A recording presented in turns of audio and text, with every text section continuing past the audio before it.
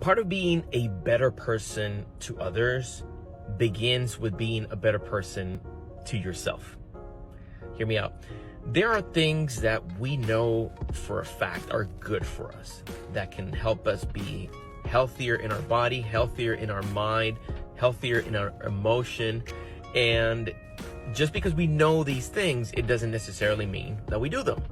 There's a cognitive dissonance there.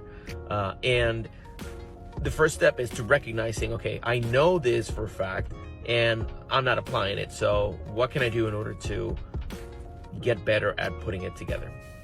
And I wanted to share with you a personal example. I've struggled in the past with anxiety. I've told you this before. And anxiety, for those of you who suffer from it, who have had experience with them, you recognize how oppressive and how hurtful it is. How crippling it can be. For those of you who've never had anxiety or problems with anxiety attacks or anything like that, you have no idea what this is like. I used to think before I got him that it was just you were weak in the mind. You're a weak person if you suffered from anxiety or depression. And I know myself not to be a weak individual in any sense of the word. And yet, because of circumstances in my life, because of certain events in my life, I develop problems with anxiety.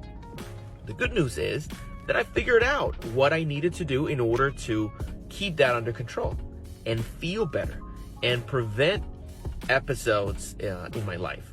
So I can go for a long, long time without having any problems with anxiety if I take care of myself first.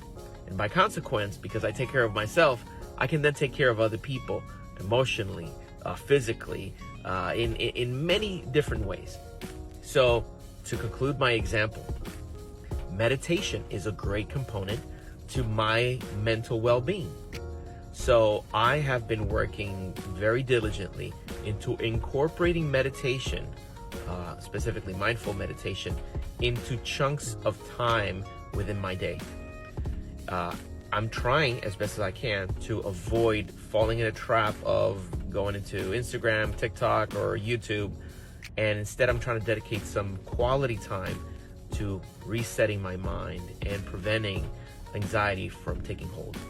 I hope this helps you. Let me know in the comments, have you ever suffered from anxiety before? And if so, how do you deal with it? Let me know.